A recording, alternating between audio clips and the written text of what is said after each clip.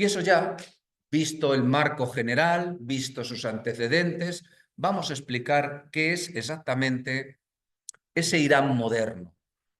Ese Irán que va a ir perfilando unos lugares en los que se va a desarrollar una, en este caso, una dinastía safávida que va a crear un imperio lo suficientemente potente como para disputar el espacio político con otro imperio que en este momento parece imbatible, los otomanos. Fijaros que es 1502, ahora entramos en los detalles.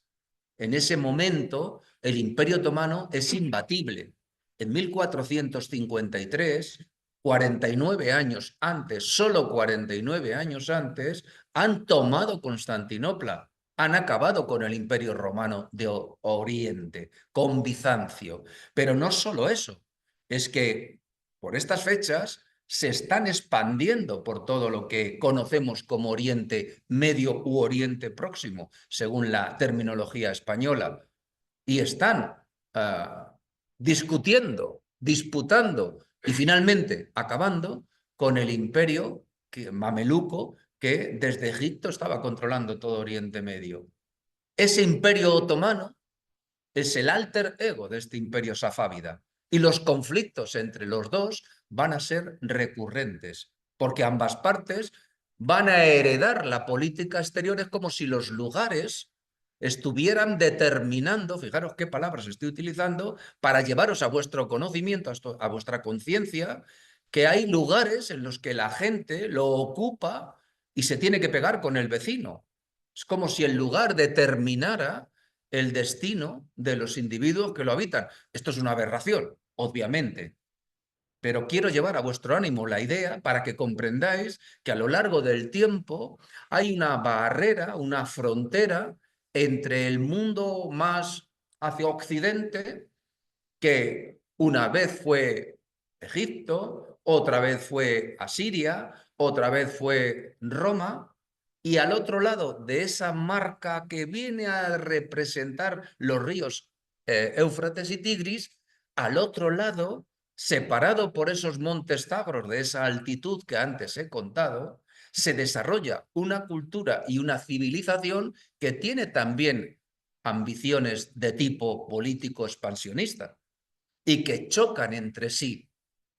Estoy pensando en este momento en Juliano, el emperador romano del siglo IV, que lanza una campaña contra el rey Parto, no recuerdo el nombre del rey Parto, no hace el caso, que sale de todo lo que es el Asia Menor, pasa por Pamúcale, habéis estado seguro en la Anatolia y habéis visto las famosas me acuerdo cómo se llama, esto de Pamúcale, unas piscinas que se forman allí con agua calcárea, diluye la caliza de la zona y por allí pasa Juliano en una campaña militar para tratar de conquistar el reino parto. Pero como es tan inmenso, lo que hace el rey parto cuando se le viene encima todo el ejército romano es retirarse y ampararse en esas montañas tan maravillosas que tiene y desde ahí lanza contraataques. Estoy diciendo con esto que secularmente el espacio en conflicto ha hecho que distintas civilizaciones, culturas o entes políticos en este territorio, sobre este territorio, hayan pugnado. Así que no entremos en los detalles. ¿Quiénes eran los safávidas? Los safávidas vienen en un momento determinado de crisis política en todo este espacio físico, vienen a ocupar el poder. A ocupar el poder porque desde la expansión del Islam primero y luego sobre todo y fundamentalmente con la llegada de los mongoles que desarticula todo el territorio, acaba con el califato abasí y somete todo el territorio pues, a una serie de confrontaciones y de debilidades, estos safávidas son un grupo espiritual turcomano, no son iranios, son turcomanos que se convierten de movimiento espiritual en un movimiento político. La dinastía comienza en 1501 y llega hasta 1722, son 200 años. El origen, como digo, es un movimiento espiritual sufí que deriva de un personaje llamado Sheikh Safi al-Din, de ahí lo de safávida. El sufismo es algo que está perseguido por el Islam. Cuando menos no está perseguido, pero no se le considera como una corriente heterodoxa. Porque el sufismo tiene que ver con una manera de llegar al conocimiento de Dios que no solamente sea por la revelación, es decir, por los escritos del profeta, por el Corán, sino que pretende una interiorización para alcanzar un estado de mayor conocimiento de Dios. Y son esos derviches que dan vueltas y vueltas y vueltas para entrar en ese éxtasis. Ciertamente, el Islam ortodoxo los ve como una heterodoxia. Estos individuos eran sufistas, sí, bien digo, sufistas. Lo que pasa es que entran en un territorio donde hay ya una preponderancia del chiismo. Ahora explicaré qué es el chiismo, por Dios. Perdón. Sí, disculpad, porque esto quiere decir algo. Disculpad, pues se ve que no está enchufado.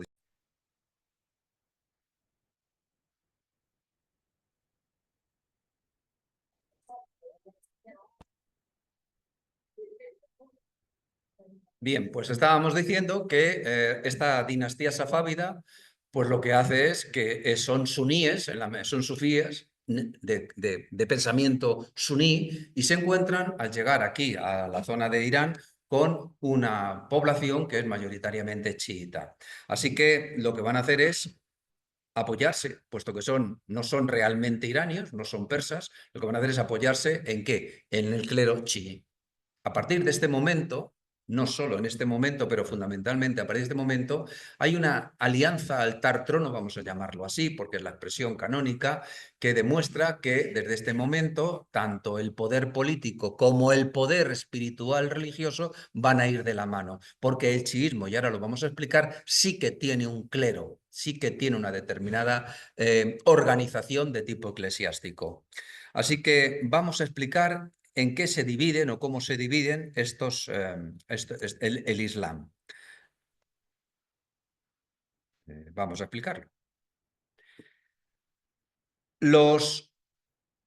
Hay tres grandes familias, fundamentalmente hay dos grandes familias, sunitas y chiitas. Esas son las dos grandes familias. Los sunitas deriva de la palabra al-sunna, que significa gente de la tradición, frente a chiismo, que significa chiat Ali, los partidarios de Ali.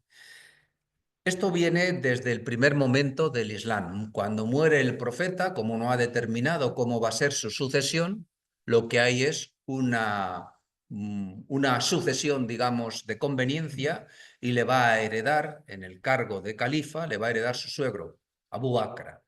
Pero cuando muere su suegro, ellos, los descendientes directos del profeta, que son Ali, que es su primo y yerno a la vez, va a considerar que le corresponde a él, en tanto que vínculo familiar con el profeta, ser el califa. Se lo discuten aquellos que entienden que como son suníes, es decir, son gente de la tradición, en la tradición árabe eso no se cumple de esa determinada forma. Como eso no se cumple, va a sucederle a Abu Bakr, le va a suceder Umar ibn Khattab, que será asesinado.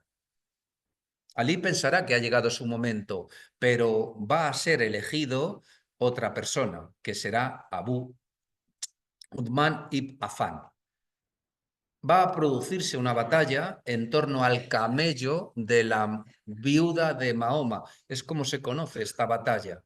En torno al camello, cuenta la tradición, que los contendientes giraban en torno al camello de la viuda. Bueno, esto es lo que dice la tradición. Lo cierto es que lo que se falló es a favor de las gentes de la tradición y, en consecuencia, el gobernador de Siria, Muaguilla, se hizo con el control del califato y creó el califato de Damasco. Y ahí estaban los omeyas. cuando al último omeya es asesinado, lo que va a suceder es otro tipo de sunitas, siempre sunitas, y van a crear el califato de Bagdad.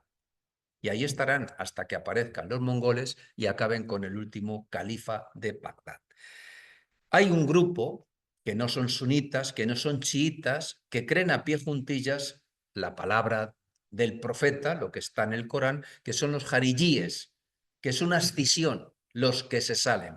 Ellos sostienen que cualquier musulmán puede ser califa, es decir, puede ser elegido. Todos los musulmanes son electores. Ciertamente es un grupo minoritario, pero ese grupo minoritario en España va a tener, en la invasión musulmana de España, va a tener una importancia significativa, porque van a ser los bereberes los que sigan a estos grupos jarilíes y en un momento determinado, asentado primero el Emirato dependiente en Córdoba en los primeros tiempos de la invasión y conquista, estos bereberes van a invocar este principio de la igualdad de todos los musulmanes en la umma y pedirán mejor reparto de la península ibérica. Bien, lo que sí está claro, por volver a centrarnos en los chiitas, es que los seguidores de Alí y de su hijo Hussein, que fue muerto en Kerbala, lo que sí hoy es Irak, Kerbala hoy es un lugar santo y está en Irak, lo que sí creen es que con el asesinato de Hussein se produjo un martirio, porque fue torturado y martirizado. Y ellos a ese momento le llaman Ashura y lo celebran de la manera que hemos visto en televisión.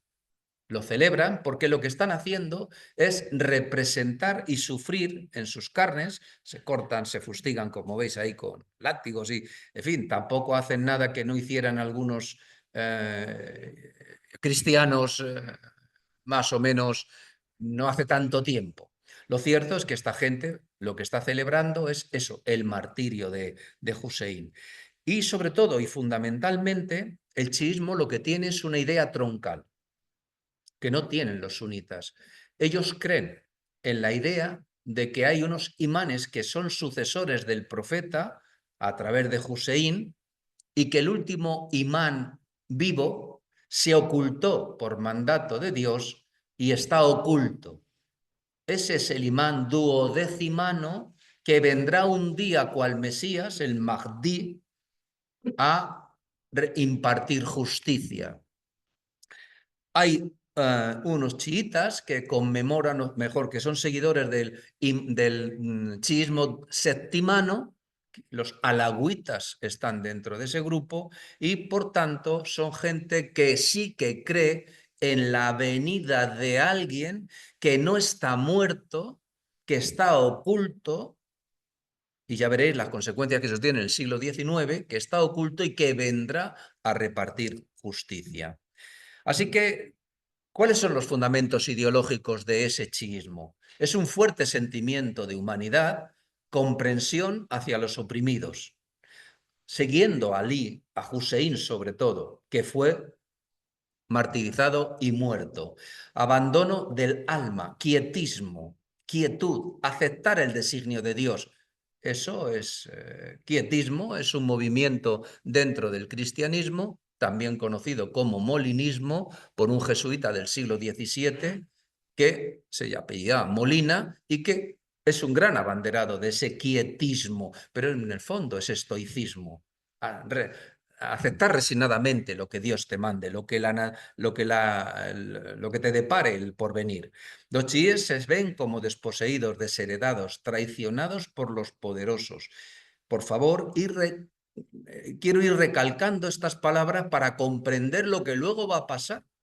No hace tanto tiempo, pero eso lo veremos en la última clase del ciclo dedicado a Irán. Fueron perseguidos y habían estado usando el concepto musulmán que sí acepta, que se llama la taquilla, que es la disimulación. Acepta el Islam que un individuo puede vivir fuera aparentemente no como un musulmán, siempre que en su foro interno se considere un musulmán. Eso está permitido y se llama, la palabra es taquilla, disimulación. Y es lo que tuvieron que hacer los chiitas iraníes, persas, hasta que los safávidas llegaron al poder e hicieron esa alianza de intereses entre el altar y el trono. Dentro, como digo, de ese corriente de chiismo están los imanitas o dodecimanos, los ismailíes o septimanos, los zaiditas, que domina el chiismo yemení. Y ahora que vosotros estáis viendo la televisión y nos están hablando todos los días estáis empezando a comprender y situar en el rompecabezas por qué los yemeníes, el Yemen, está atacando a Israel en apoyo de los gazatíes, que son también chiitas, como los iraníes. Pero el Yemen y Arabia Saudí están en guerra porque los saudíes son sunitas wahabitas, es decir, seguidores a ultranza de lo que dice el libro sagrado. Lo que dice el libro sagrado es lo que se debe de hacer. No hay interpretación. Es una suerte, si me permitís la comparación, con el planteamiento de reforma de Lutero cuando dijo que lo que hay que hacer es seguir la palabra de Dios que está escrita en la Biblia.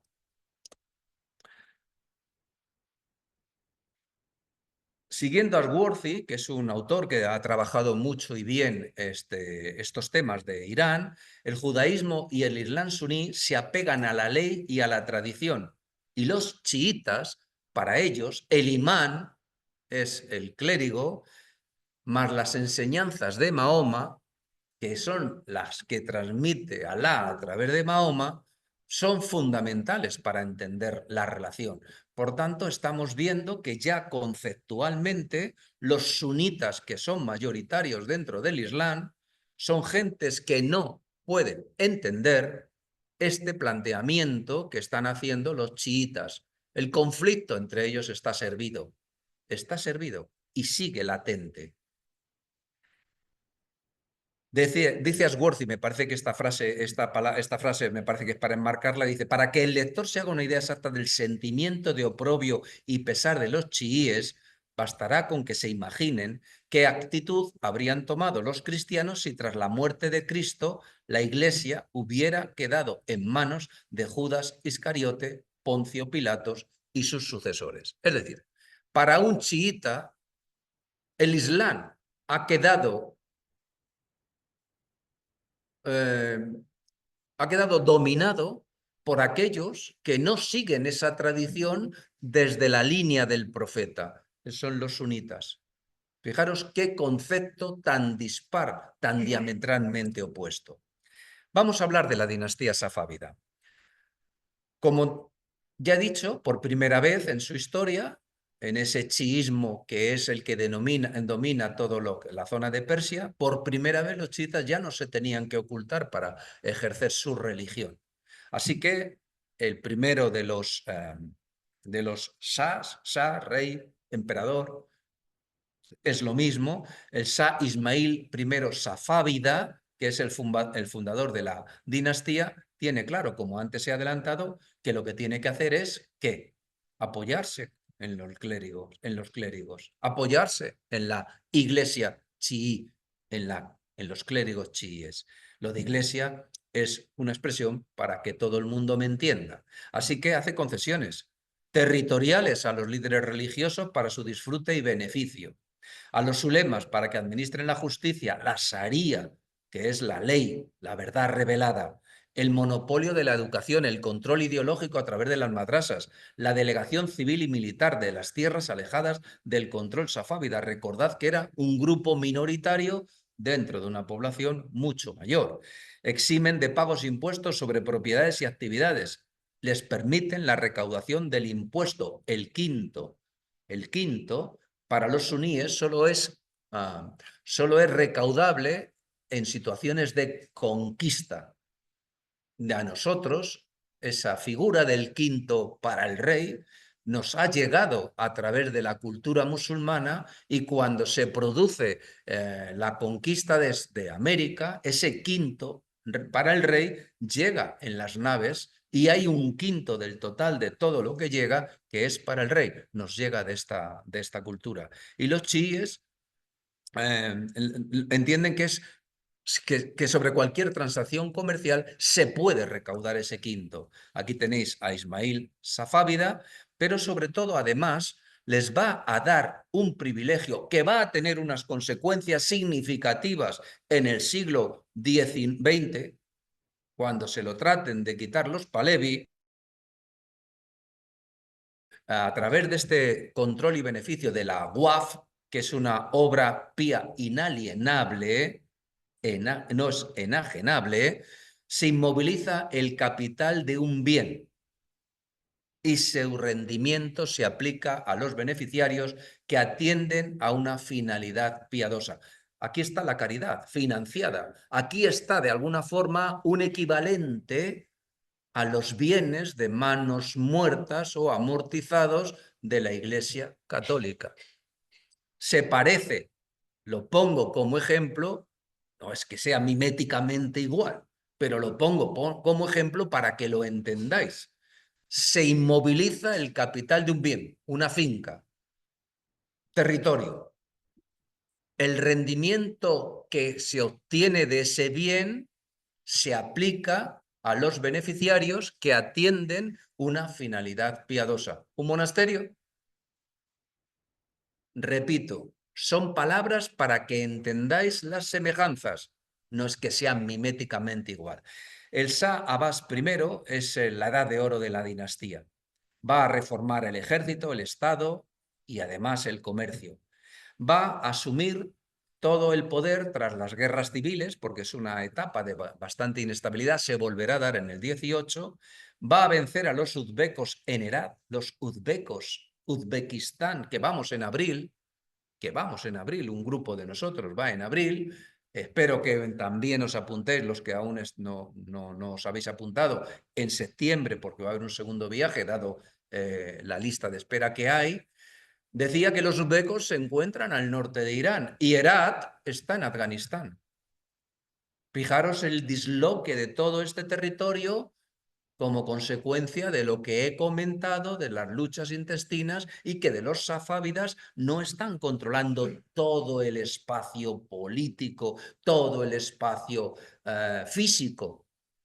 Afganistán va a ser un territorio en disputa hasta el siglo XIX también, porque Afganistán, lo que hoy es Afganistán, depende del imperio mogol de la India.